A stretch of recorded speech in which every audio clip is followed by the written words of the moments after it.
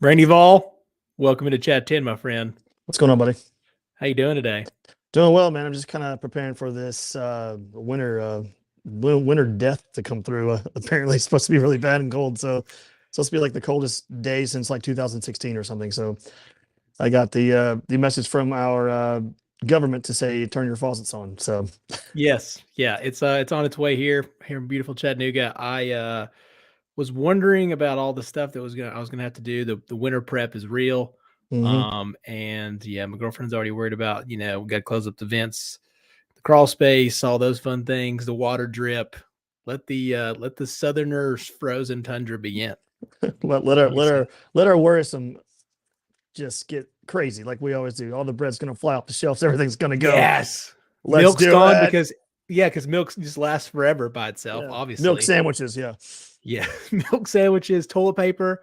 It's so back. Yeah, let's do the whole fun stuff of we're gonna blow it up in Tennessee when it comes to the Titans and National Signing Day. Big fun day all across the country. It still doesn't slap like it used to, but it's still good though, man. Still good. And we'll probably talk a little Vols hoops, but first let's do a little intro video.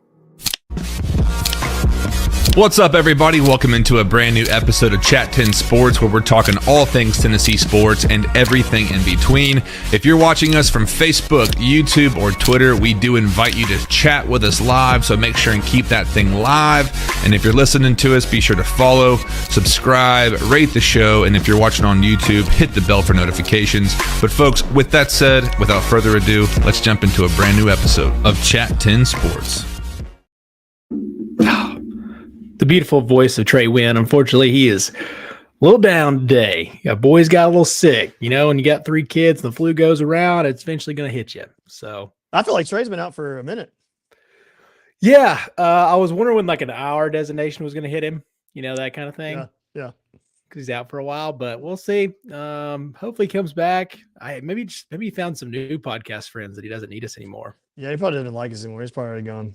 So he's jumped to the music side. Yeah, just doing gigs around town. Forget him. We don't need him. Yeah. Well, we needed a lot of guys today, and Josh Heupel, top 10 recruiting class, depending on where you look. Of course, everybody has their own situations going on. But what'd you think about today?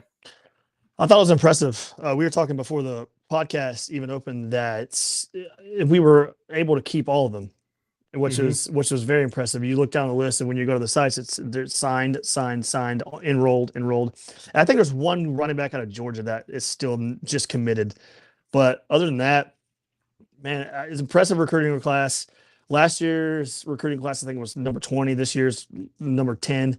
It's like you said before the intro came on. It's not as exciting as it used to be because it was in February, and I was like, I would literally take off work. Yeah, I would take off work and watch this all day long, but you kind of get the gist of it before February hits because you have an early signing day in December and you have another one in February. But we pretty much have all the guys that have stuck around, and I think that's pretty impressive and really telling of Josh Heupel, because the story coming out of UCF is, he can't recruit. Well, it looks like he's doing a pretty good damn job right now. So, like I said, the number 10 class, we have Nico, and he came on Tennessee's Twitter account and said, this is how you pronounce his name, Nico Iamaleava. I still can't pronounce it. I'm still bad at it. We've been listening to it for months, and we have no idea. It'll be like Tua Tagovailoa. Like, you'll know it by the end of everything. Like, there's just, you'll know it by the anything. But he was the gem of the class. A really high 4-star number 2 player in the country, coming out of California. And we have several other ones, but he is the highlights. And I've got a list of pretty much all of them. I can just run down them real quick, and we can just kind of talk about it. You have Nico, of course, and you have 12 other highly touted 4-star players. You got a high 4-star in Caleb Herring. He's the edge rusher out of Murfreesboro, Tennessee. He's our other top 100 guy, right? He was like 72. Yeah, we have like 2 or 3 of them behind Nico. Yeah. We have Nathan Leacock. He's a 4-star wide receiver out of Millbrook, Raleigh, North Carolina. We have Arion Carter, the 4-star linebacker from Smyrna, Tennessee. That he was a high 4-star. He was a big get. He That's had a offers good from get, baby. he had offers from pretty much everyone and everyone. Yeah, pretty much everyone. Did you believe the rumors that everybody was going around about the whole like kicking the guys out from Alabama stuff? Not that I'm aware of. No. Oh yeah, I think he was the guy that like Alabama was like outside waiting on him. I can't remember who it was. I think it was like Austin Price. I don't want to like throw anybody under the bus, but they're like, yeah, I don't know. Oh, you're talking about the story with Nick Saban and they were waiting outside. He Yeah, said, like pretty much go home. I have no idea. Yeah, I was just wondering about those rumors, man. Yeah, it's the internet, but yeah, he was a very, very big get. And sticking on defense, man, you got Jordan Matthews as a 4-star cornerback from Baton Rouge, Louisiana. You got Shamarad Umarov. I think that's how you say his name. He's a 4-star offensive tackle. Yeah. Again, we'll learn all these guys as they pile in and hear their names a bunch. He's an offensive tackle from Alpharetta, Georgia. You have Ricky Gibson. He's a 4-star cornerback from Trussville, Alabama. You have Jalen Smith. He's a 4-star linebacker from Loganville, Georgia. You have another really high 4-star in Ethan Davis. He's the 4-star tight end. He's a big get, in my opinion. That is a big get, the Ethan Davis tight end, because he was wanted by everyone. He's from Sewanee, Georgia. So we took one out of the Bulldogs' backyard, which is pretty. It feels so good. It feels right. You have Cameron Selden. He's a 4-star athlete. I'm not sure what position he's going to play, but he's definitely an athlete. He's from Heathfield, Virginia. You have Tyree Weathersby. He's a 4-star defensive lineman from Douglasville, Georgia. And you have Devin Hobbs, a 4-star defensive lineman from Concord, North Carolina. And you have Chandavia Bradley. I think that's how you say his name. Shadavian Bradley, 4-star from Platte City, Missouri. And then the big get that I think was it's not a big, I think it's a big get, is adding the former team captain of BYU. He's a linebacker in Keenan. How do you say it? Peely. Yeah. Keenan Peely. That's a big time get up in the middle. So that's a lot of depth, especially on the defensive side of the ball. Out of the 26 commits, we have 15 on defense and 11 on offense. Dude. And that's a lot of speed too. I mean, getting Peely out of BYU. I mean, he's your typical like 100. I think he had like 109 tackles, a couple pass breakups. Like he is your prototypical BYU linebacker, like plays all over the field, like just another solid dude. I mean, I hope he winds up a little bit better than Juwan did for Tennessee. I mean, he had his moments from Texas, but it was a good day getting Castle from where did he come from again? Colorado? Where did he come from? Tight end transfer. Castle looking that he looks like a freaking lacrosse player. It was like a community college, wasn't it? Was it? Maybe that's what it was. Yeah, it was a small college. Yeah, it was a small college. Yeah, but we, getting a former 4-star tight end is gonna be wonderful. Bringing in this depth, like people that want to play right away, is gonna be fantastic. And there's just still more time to come. So yeah. Well, what makes it more beautiful to me is not only did we lock up some of the best players in Tennessee, but we took some of the best players out of other people's states. Like we got the number 1 player out of Missouri, took them away from Missouri. And you have players from California, North Carolina, Louisiana, Baton Rouge. You go to Baton Rouge and steal a 4-star linebacker, cornerback, and Jordan Matthews right out of Baton Rouge, right under LSU's feet, and Brian Kelly. That's pretty impressive. So you got Louisiana, you got Georgia, you got Alabama, you got Virginia, you got North Carolina, you got Missouri. Like he's pulling the top players from a lot of the top players from each state, which is very impressive. But again, I think the most impressive thing is keeping the highly touted people in state here that are coming to Knoxville. And because when Butch Jones and all them were here, they burned the bridges, and Jeremy Pruitt burned the bridges with coaches in the state of Tennessee. So now he's revamped that and reconnected with these coaches in these high schools, and seems to be doing pretty well for himself. Yeah, I think he's probably the most relatable coach we've had in a long time. Even he's probably more relatable than even Fulmer. Fulmer just is a personality. He's just different. He's magnetic.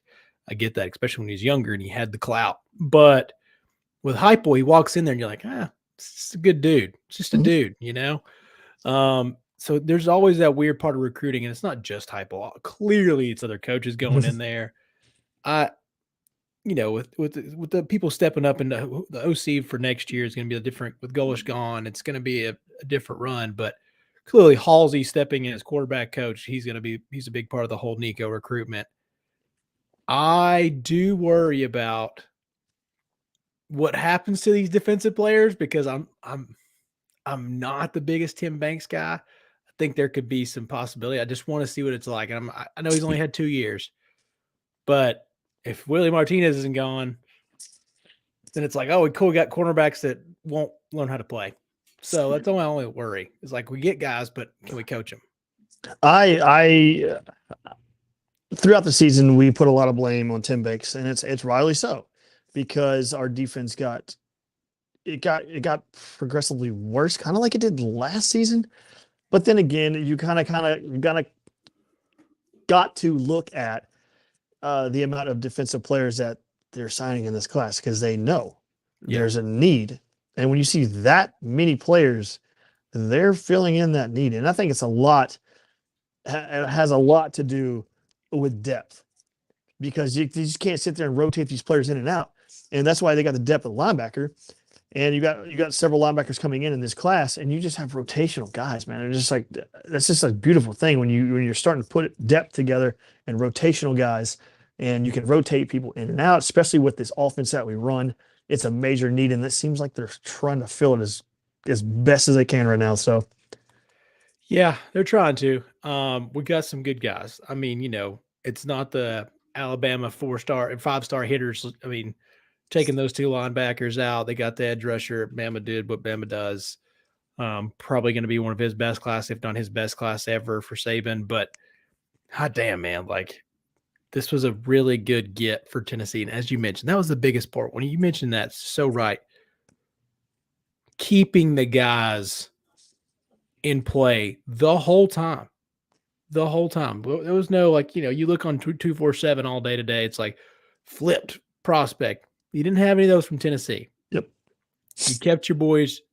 Sure, the game of NIL is probably a part of it, but guess what? It's for everybody.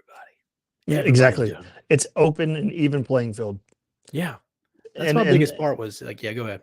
That's what I say all the time, that people are like, oh, is Alabama losing its edge? No, they're not losing its edge. Everyone's catching up to them because it's an even playing field now. They were doing, most people were, but they were doing the big NILs before the NILs were even a thing. And people can say what they want. Like, oh, no, they were. Yes, they were. Everyone does it. Everyone did it. Everyone did it. They just had the most people in there. They had the most donors. They had the most at the time money, because that's how when you win like that, it's going to keep piling up, and you're going to keep getting the best players. And now it's an even playing field. People can get players. Like I said just a minute ago, we're pulling players, some of their best prospects, right out of their own backyard. So, yes, it's starting to become an even little playing field when you're pulling some of the best players out of Alabama, when you're pulling some of the best players out of Georgia. The players that they pulled and the players that they wanted are on our list that we just read earlier. They all, if not the majority of them, not all, but the majority of them all had offers from Alabama and Georgia and Florida. All those schools.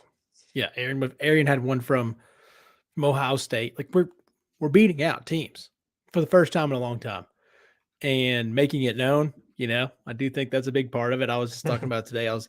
There's like a lot of this like morality stuff with the NIL that bothers people, and it's like, well, if you just can't have that. It's going to happen now. It's over. Like if you're like, well, we shouldn't pay these guys, because I saw a few of those. Like the deals are going to come out. It's like, oh, they're throwing NIL money out there. Of course they are. Yeah. Because the Drake May stuff, that was a big one that I saw today and yesterday was, we saw he had 2 $5 million offers to transfer. It's like, well, of course he did. He was a freshman that had Heisman potential. Finished in the top top 10. Yeah. So it's like, of course he's going to get transfer offers for $5 million, because guess what? A lot of these teams really care. A lot of these donors really care, and they're going to pay a lot of money because they got a lot of money. Exactly. And it's the NIL and getting these players is important. I think it's in a sense, I think it's they have to make a rule or some type of transfer rule for the NIL, because I think it's eventually going to really screw things up with transfers. It's just going to be a fat mess. But so I think they have to have, like, you can only transfer on this day, you can only transfer in December, or you can only do this in March. You can only do it at a certain time, and there's a window where you have to decide. Yeah. And that's where I think the transfer portal should have limits, because I think it's really screwing a lot of things up. But yeah, like we said, it's an even playing field. And the thing that I want to get your opinion on this, Chase, the thing that really has caught my eye, and when Jeremy Pruitt was our coach, and people were like, "You just got to give him time. You just got to give him." I'm like, guys, the writing is on the wall when we're not. You got to progress in recruiting. You got to, and he did, but you have to progress on the field. Like, you have to progress. You have to see progression. You have to see players getting better. They got worse. And with Jeremy Pruitt, with Josh Heupel, they're not getting worse. They're progressively getting better. And the recruiting class is the same. You go from 20 last year to 10 this year. It's progressively getting better. And that's all I wanted to see out of our previous coaches is progression. And we never freaking got that. And now we're getting it. And that's a big step in the right direction, in my opinion. Yeah. Because now you're going to have guys that are going to come in. Sure, like the NIL, it's going to be the same thing. You're just throwing dollar amounts onto it. But the progression of, wow, this offense is not really gimmicky, because sure, Georgia kind of figured it out, but it's like they got 17 guys that are going to go to the NFL next 2 years. Of course they did. Give it to Kirby. Like, that's what he does. But overall, man, like, it's one of those things that you look at it from a perspective of offense, like Jalen Hyatt. That's the biggest progression. I mean, the guy was a tool player at times, but he wasn't just all world until this year. And then, you look at Cedric Tillman as well. Oh yeah, same thing. Josh Heupel comes in, and that dude lights the world on fire. Yeah, and people are like, well, UCF fans are like, well, it's because he had other coaches' players. He did the same thing with before Scott Frost left. I'm like, they had the same systematic players. Yeah. Josh Heupel didn't have his players. He had Jeremy Pruitt's style players that were recruited for that system, and he immediately transitioned them into that system, and boom, it worked. Yeah. So you can't tell me that it's just because he had previous coaches' players. That's not it, because he's getting the same, if not better, players right now as Pruitt did. So that's a load of crap, in my opinion. And it's what you do with the guys. Mm-hmm. I mean, Nico doesn't come here without Josh Heupel. Nope. Nico doesn't come to Tennessee without the wow factor. Yeah, because this year truly turned that, because he could have flipped. He could have done it all, Sure, the money helps, but somebody else would have thrown it at him toward their end of the year, I don't know if Nebraska's got it, but I'm just saying, along those lines of a program that really needs somebody, they probably would have. Yeah, and it's crazy how things worked out, because you get a good athletic director in Danny White at the University of Tennessee, and then he brings Josh Heupel over, and everyone hated it. And that's the thing about the Danny White thing. Listen, I know we're a passionate fan base. I know that we have a voice, and we do, because Danny White listens to us. Well, there's certain times where you got to say, hey, you shut the hell up. Mm-hmm. We got to do things the right way, and y'all's opinion right now is irrelevant, because we're going to do it the right way. And I'm going to bring in a guy that I know that you guys aren't going to like, but I know has what you've been saying, has that character of people like him. Mm-hmm. No one liked the previous coaches. No one. Players hated them. They did not like Pruitt. They did not like Bush Jones. Jones' little shtick ran out, and players saw the writing on the wall. Jimmy Pruitt's shtick ran out. He wasn't even a shtick. He was just a dick. So yeah, it was that the writing on the wall was there too. So yeah. Yeah, because with those guys, and I mean, it sounds like even this coaching staff, clearly Rodney Garner, he is beloved by dudes out there. Hmm. I mean, good God, that guy is what he did with those defensive linemen this year, again, I'm very, very happy, pleased overall. I don't think the talent pool was wonderful, but we had moments. Obviously, you got your edge rush guys that had their moments with Barron and Young. Like they had good moments. Don't get me wrong, but I didn't think they were just off the charts. Yeah. But this coaching staff, like you mentioned, is just top notch. Heupel is going to bring it now. Like any that's my thing is I was like, I couldn't believe some of the wide receivers that the guy from Alabama, the speedster, I thought he would for sure come, and then the UCF guys. I was looking for all these guys, these wide receivers to be like, show me what you do. If you are fast and we want to be a part of your program, like that's just kind of how I feel. And it's going to come. It's going to eventually happen. I think another big year. And especially if he can do something with Milton, if he can do something, slightly magical with Milton and make him a 9-10 win quarterback, that's going to be special. That'd be great. And if he can, like you said this earlier about the gimmick offense. This is like people think it's a gimmicky offense. There's no gimmick to this offense. No. I mean, if you could show me where the gimmicks are, because we run almost more than we pass. Yeah. So it's the speed factor. Everybody's like, it's just hurry up. It's like, well, not really. It's so easy. We slowed it down twice as much as we did the previous season. If you didn't notice, there were times where we sped it up, times where we started going fast, and then we slowed it down. So it goes back with improvement and adjustments, and I want to see progression. Josh Heupel progressed in that realm too. He woke up and said, okay, we can't do this whole game. And he adjusted to in-game, what's happening in-game. He had in-game adjustments with slowing it down and speeding it up. When he felt like he had people in the ropes, man, he sped it up. Oh, yeah. But when he had to slow down, he slowed it down.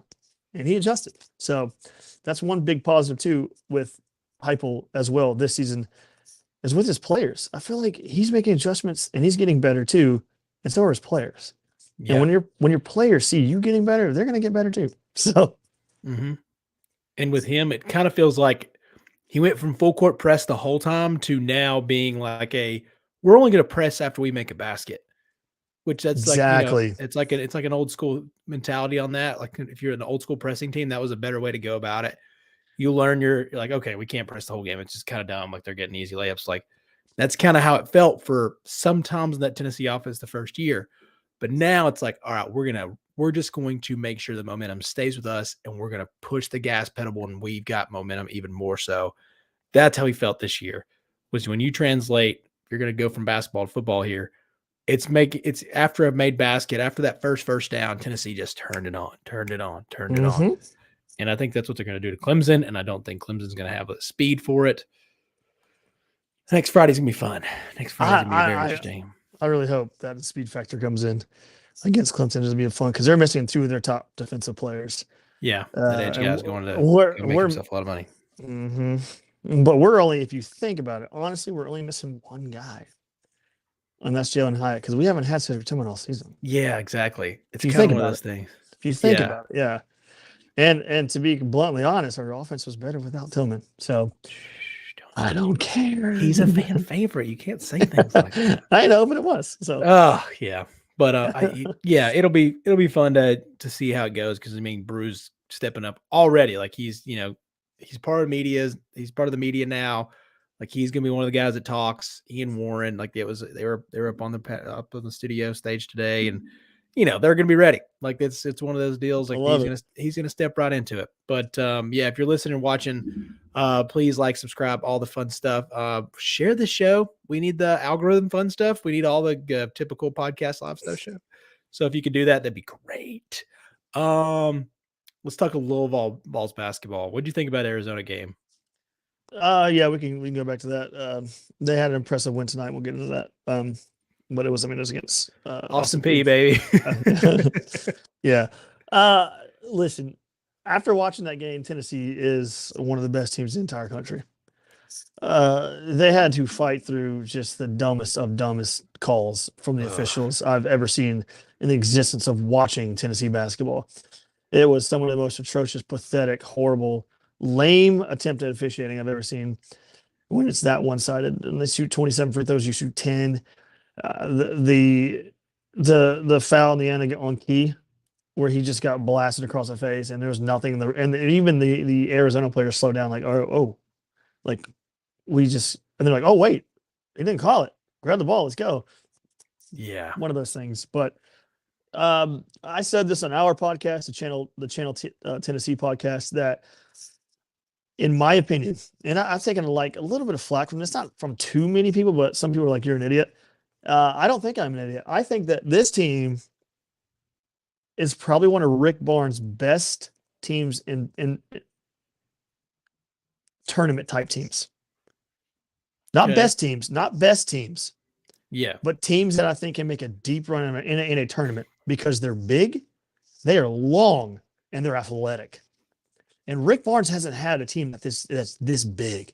Every dude that comes out there is big, dude. I mean, every dude. They're long. That's why their defense is so incredible.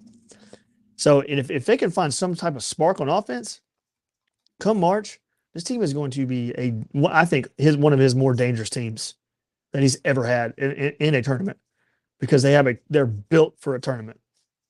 They do have the size. They've just got to have better guard play. And yeah, I mean, I know as a matchup wise, like Adu was a turnstile against their big wide fella on Saturday night. Like let's call it what it is. But they're what's his name? I'm just looking at his name just totally lost it. Oh yeah, Tabulas. Yes. He took out Adu on a perimeter, but you know what? That's the thing I was thinking about is like, besides Arizona, which that'll be shifted if we ever play them again. There's not many teams that have two bigs that you can pull that are going to pull Tennessee out like that, because then you're going to have Triple J in that spot probably come tournament time that he can guard that kind of guy. Like he's long enough to cover your stretch 4 type fellas that are going to be out there. I thought Euros had a pretty damn good game. I know we shit on that dude all the time, but he really played hard. He had some good stretches. He's always going to have his lumbering big man moments, but he also is going to have some really good ones.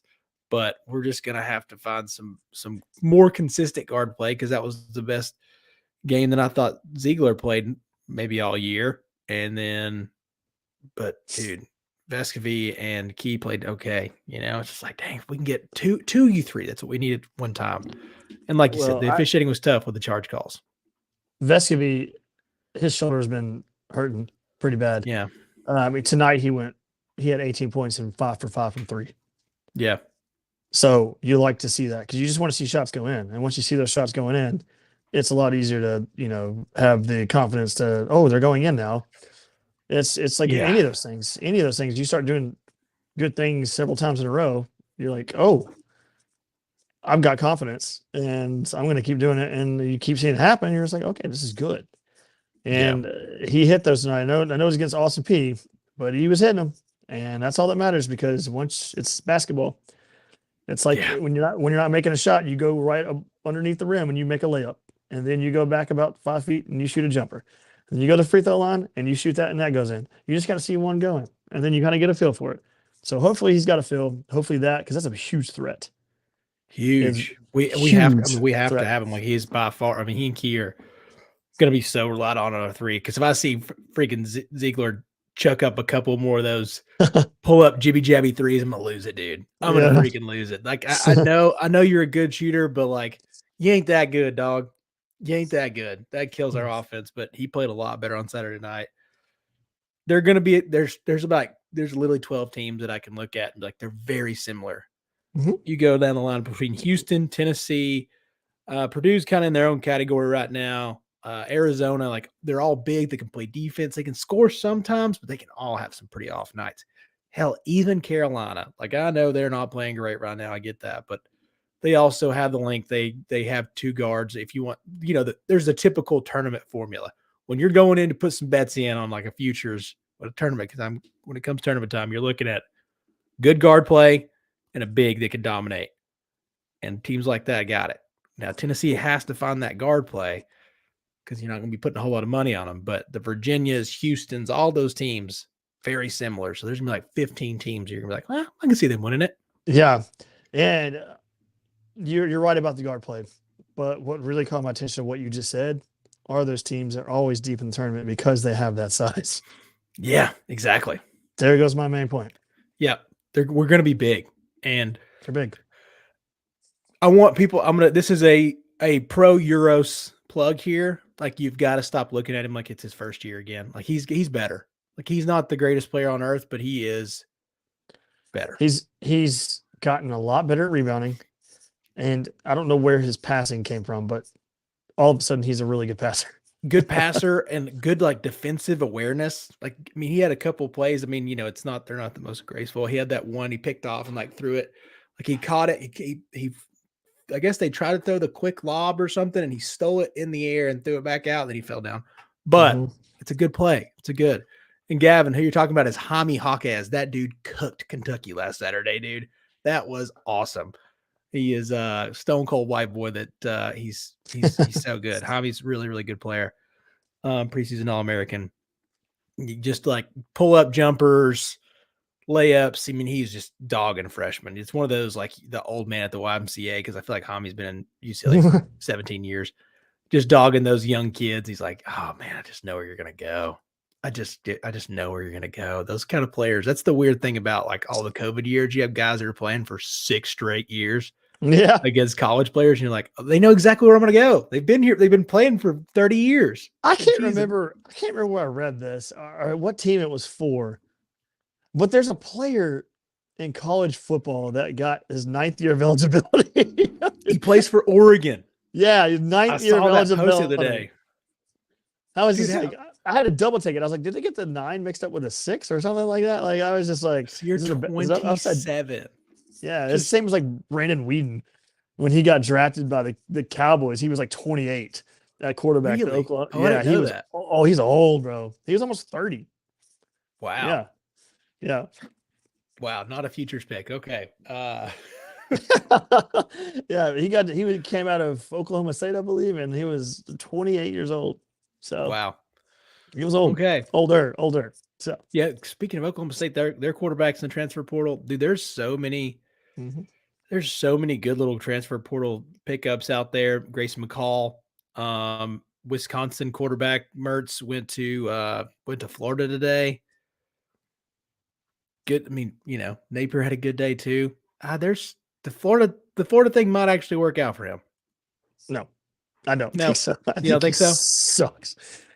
I think he sucks. It was one of those just coaches that got hot at a random school, and then they get to the big time and they're like, okay, this is not the same. Eli Drinkwitz? Yeah. I actually think Eli's actually an okay coach. I think he's an okay coach. I think Billy Napier. Just think he's an idiot. I think he's booty cheeks. I think he's bad. I don't think he's good. But real quick before I know we want to move on to the Titans and talk about is it time to blow it up? We were talking about the portal a minute ago, and there's so many players going into it. And there's several players a couple of years ago that left UT, never found a destination. I think so many people and so many players are transferring now, and they're going to stop. They're going to start to not find a destination.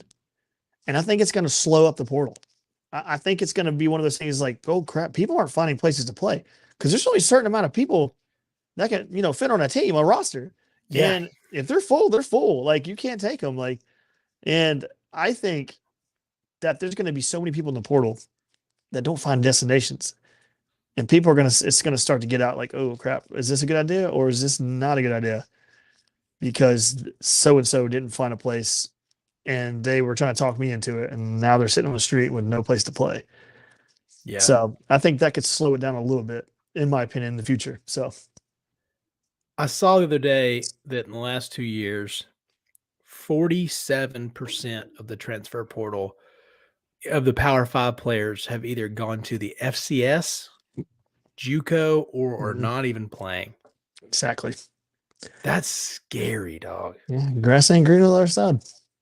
I mean, as we're talking, I guess we were off air. Yeah, talking about JT Daniel. Your boy's going to Rice. He was at USC, Texas, right? Was he a Texas guy? Georgia. It's Georgia. Georgia. That's what it was. Georgia and West Virginia. He's going backwards. He's going backwards. And now he's going to Rice. Yep. Guys like that are going to fade into college football abyss. You're going into a college football black hole. You're just going to get sucked in and go away. Who was Florida's other quarterback they had? Not last year, the year before, when Richardson came in for him. Oh, geez. You know what I'm talking about. Yeah, I do. Mm-hmm. Yeah, well, he's another one. Transferred from Arizona State again today and to somewhere else. And it's like, man, Emory Jones. Thank you, Gavin. Thank you, Gavin Jones. Appreciate that. Yeah, Emory Jones transferred again. And you're like, dude, like, how many times are you going to go? I mean, I guess Arizona State, I guess he probably went there for what's his face that didn't even make it halfway through the season, but that's a mess. But there's just so many guys that are going to go into that oblivion. That's a really good point. It will slow down. There's got to be there's going to have to be like a players union for like free agency stuff. Yeah. It's the same thing. It's like the NFLPA, it's like you're going to have something. You're going to have to, with all the money going to be floating around. Like, could you imagine if Milton plays well and then, for some reason Nico's not happy, then he's like this free agent on super lock. And you're like, oh my gosh, these guys are going to pay him whatever. Mm-hmm. Those are the guys I'm scared of. Yeah. One year you're frustrated you get to play your freshman year. You felt like you were guaranteed something. It's the young kids you got to worry about. Yeah, I don't think that's going to be as much for Nico because I'll just give him the example. Yeah. No, I totally get it. Yeah. Yeah. I think it's gonna be the case for a lot of people because they go into the portal not knowing where they're gonna go, and then they find out there is nowhere to go. So yeah, because when you have high hopes of going to like Arizona State, you see all these like party school registration stuff. You're like, hell yeah, I'm about to sign up and go to the bunch of hot chicks, living the life, be making a couple milli. And then you're like, man, first year didn't work out. I'm gonna transfer, and you get out there and you're like, man, I can't wait to go to Jacksonville State in Alabama. That's not exactly what you want. No, I mean, no offense to Jacksonville State. I enjoyed a good run there with one of my buddies being the offensive line coach. But you ever been to Gadsden, Alabama? Gadsden, good gracious. No thanks. No thanks. That is not fun. No. Let's talk a little tits. Let's suck tissy tits. It's gonna be really bad, buddy. ACL for Raidens. Tannehill's done for the season. Josh Dobbs got signed today. Good news. He can run. He's going to need to behind a offensive line that's – dude, I mean, seriously, Trey Wynn could go start for the Tennessee Titans right now. Yeah, it's bad. They have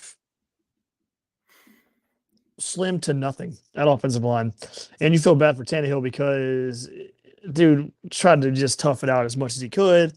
Yeah. And then eventually caught up to him after people landed on his ankle like 555 times. So yeah, I just there's Jared. Do you know who Jared Stillman is? Jared's name, yeah. For 102.5 the game. Yeah. Yes. So he's just a whiny little. He's a baby. He whines 24/7. He's talking about how firing John Robinson midseason is going to screw this team up and then they're not going to make the playoffs. And he just never mentions as if this team was going to go anywhere if they made the playoffs. Like, I do not understand where this narrative comes like, oh, we ruined this chance at the playoffs. When we had the best team assembled, we still got out in the playoffs. Like, what are you talking about? It makes no sense. Like, you just quit whining, quit crying because your points – firing a GM in midseason is not going to ruin the rest of the season. It's not. The season was already ruined regardless of what happened in that office. It's already ruined. You know why it's ruined? Because the way we drafted. Yeah. That's why it's ruined. It's so bad. The worst part is it's a really bad spot to be in because now you're going to have like this. It's going to look like an epic choke job from this Titans team. I mean, we beat the Texans by 7 last time, but now you're going to go from, was it 7-3? And we're 7-3 was our best. And now it looks like they're not going to make the playoffs. if they're going to have to lose out, I think, right? That's the scenario. We have to lose out. I think you just have to beat Jacksonville. You have to beat Jacksonville. Mm-hmm. With Malik, a couple minions on the front line, and hopefully you'll get Burks back. I guess he's full participant today, but yeah, as Gavin mentioned down here, Kongwu definitely a bright spot. I hope we can somehow get in the ball. That's the only thing I'm worried about. Well, we have, I don't know if anyone is aware of this, but we have a small child calling plays. And every time we throw it, just when you think it's bad enough with all the situation, you have to remember that part. Anytime you throw it to Chig or Austin Hooper, good things seem to happen. Yeah. But what seems to not happen is we don't ever throw it to them. Throw them the ball. Good things happen when you throw them the ball. They can catch the ball. Good things happen. Hey, Todd Downing, if you're watching this, offensive coordinator guru, throw them the ball. That's all you gotta do. It's not hard. It's not hard at all. Throw it to them. And they don't even go very far. Put them in a game. Put them in a game. That's the part that I don't understand is he amazes me in the fact of something can happen good and you won't see that good thing happen for 2 quarters. You're like, oh, cool, a Chig happened. And then you're like, oh, hadn't seen him in a while. And to Craig's point, this is some of the best Henry ball we've had. He's averaging 6 yards a carry the last 2 weeks. Your boy's balling. And then I felt bad. What he just said, he's balling. I just feel bad because Henry played his ass off last game. Mm-hmm. And then he's the biggest bright spot we got on the team. And it makes me so angry. It makes me so angry. I know so many people brought this up on radio shows and whatnot. It's 3rd and 2. Keep Henry in the game. You got 2 yards to get. 2 yards to get. It's not 3rd and 15, 3rd and 16. Well, usually it is, but it's a 3rd and 2. And you take your best player off the game. And afterwards, I think it was Paul Koharski, I believe, that asked him why he would do that. And he's like, that's the play we called. You said the word we, which means you agreed to that. Yeah. So that's on you, Mike Vrabel, for making dumb decisions as well. That's my 2 cents about that. Yeah, because I've never understood that part. Like I get sometimes your running backs are better pass catchers, but in a short yarded situation, don't you even think the decoy part of Henry would be worthwhile? Yes, anything. Like people and he's have not to a watch out for terrible him. pass catcher. Like I know he's not the most wonderful out there. I get that, but dude, it's just the threat, especially in a short yarded situation. It just makes way more sense. Yes, I don't get it, man. It's baffled me how bad he has become. Like Todd, yeah, it baffles me too, Chase, how bad he has become. And you just said, put him on the field for a decoy or anything, because guess what? There's a guy that has to watch him. That takes that guy off of the guy that he doesn't even care for, which is one of our backup rookies or whoever's in there on 3rd down. That all they got to do is spy him over there to the side because they're not going to throw it more than 2 or 3 yards. Nope. And it's just this play calling is the most pathetic crap I've ever seen in my life. I can't even. It's hard to just even watch them. It's so pathetic. I'm sure you saw the video. I don't know if you saw. I think it was A to Z Boys. They're talking about we've scored 27 points is the most points they've scored all season in one game, and we've done it once. Like it's so bad, dude. I feel like every game is below 20. It's astonishing to me. And you can give me injuries, you can give me all that stuff. People just figure out ways in the NFL. Like there's too much talent, but this team is not talented enough in some skill positions to make that work, or healthy enough, or have good enough system to do anything. Like you have the great game that was the Green Bay Packer game. That was his best game. Obviously ended in just like turmoil the next morning. It's like, my God, dude, like how is this guy still going to have a job at the end of the season? And I saw Buck Rising doing a little question thing today, and he was talking about some guy asking him, like, who's going to be the offensive coordinator next year? He's like, well, honestly, probably going to be Todd Downing. I'm like, why? Oh, I don't get it. I don't get it. I just for what reason? Okay, here's all you got to know. You tell me the Chargers score only 17 points. and you still lose. You want to know why? Because you're not scoring enough. You can't score. That should tell you everything you need to know. You're not scoring at all. The Chargers, your defense holds them to 17 points and you still don't win. It's incredible. pathetic. How is any human being, if the Buck Rising stuff that you said is true, how is any human being looking at Todd Dunn like, that's our guy? Who? Oh, wait, apparently it's Mike Vrabel. That's it. But who else? Who else? That's the no part. One. That's the part I just don't understand. Like it is only, and I'm not the only person. We've all said this. It is only his stubbornness. Like he's just like, nah. If the public tells me, I ain't listening. That's it. Like it's like it's only like it's the old man. Get off my lawn. He wants to prove everyone wrong. Yeah. Just admit that you're wrong. That's all you got to do. Like it's not working, Todd. And tell him he sucks when he leaves too. Just like you're not good, man. Like in what profession are you this bad at your job and you keep your job? Yeah, that's the part. Go to your job wherever you work. Anyone listening, go to your job and just suck at it and see what happens. And get a DUI too. Yeah. And get a DUI. Yeah.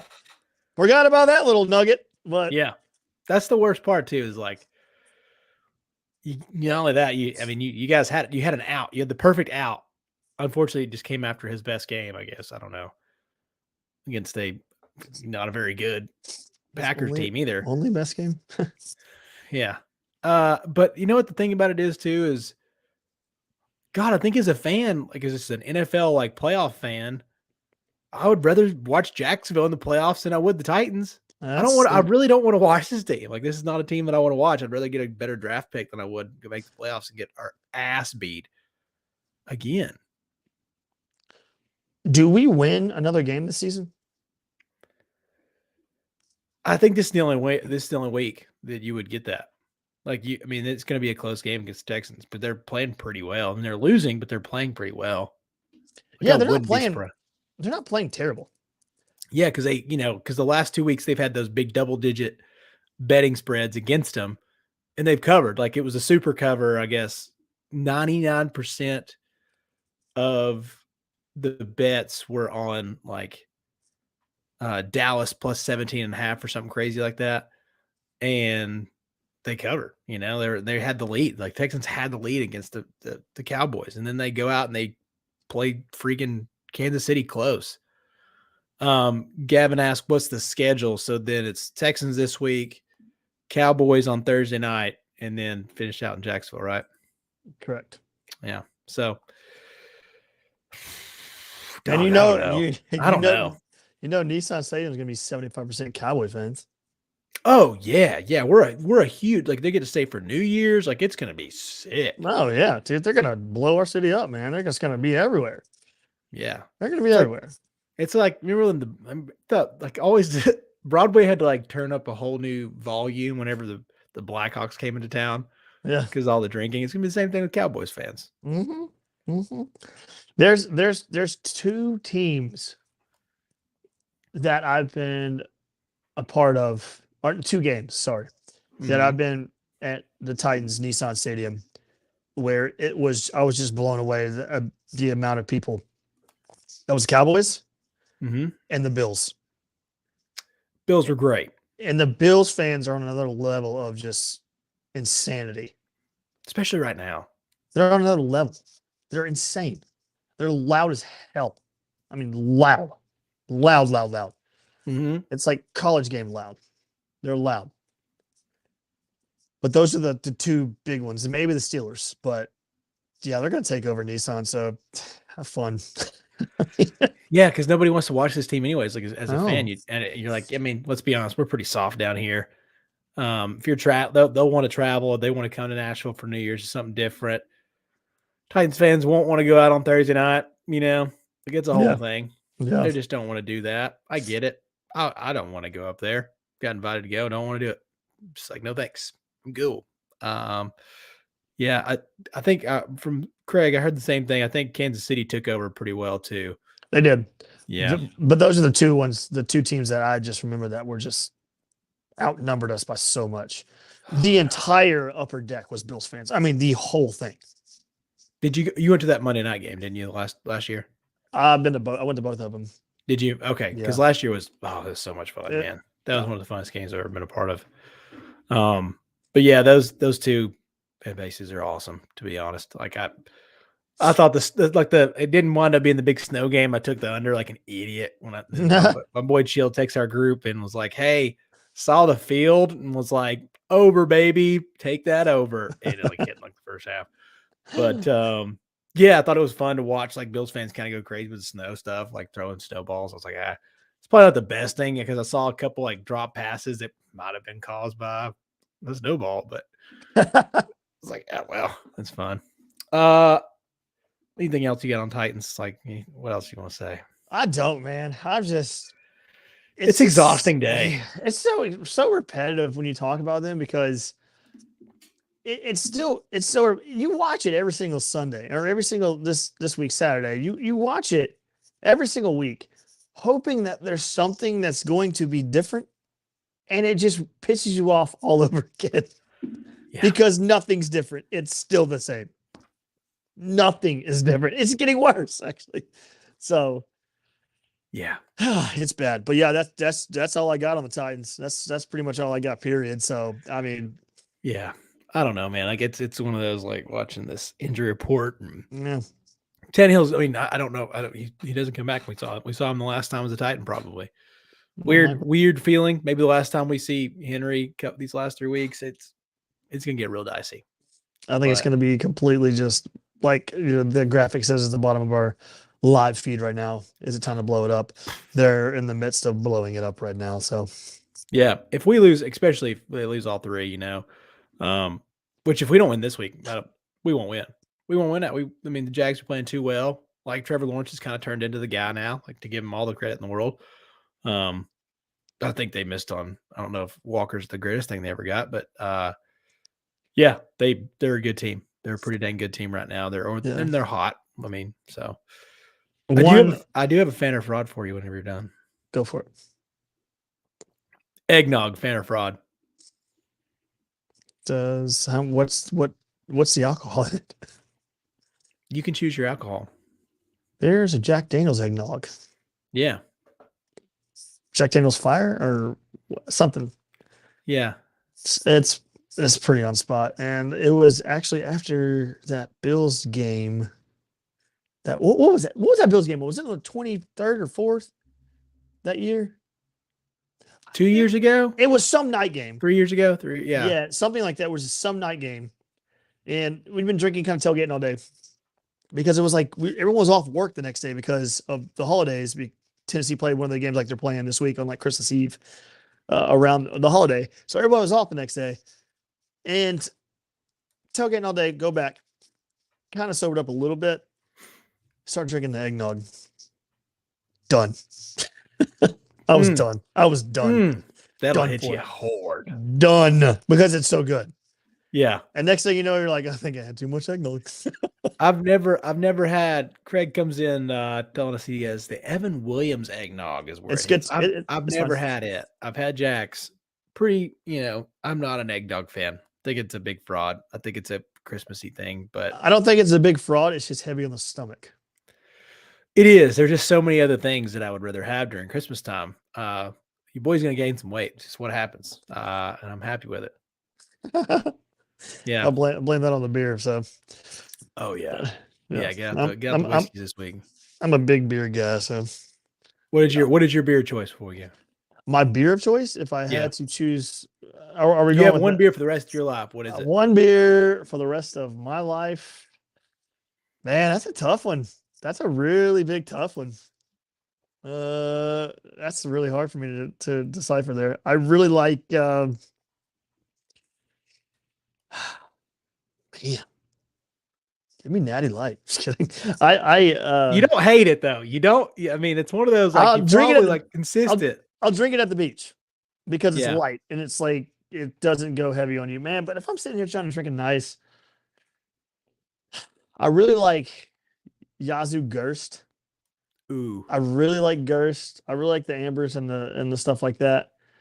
An underrated beer is Killian's. I do like Killian's all right. It's underrated. I think it's pretty good it's fairly cheap as well. If you're gonna go cheap, for a lighter beer, I would go with High Life. Yeah. It's not terrible. You can drink it anywhere. Yeah. But if I had to go with beer, man, it'd probably a lot of people hate IPAs, but I'm a big IPA guy. Like right now I'm drinking Sweetwater IPA.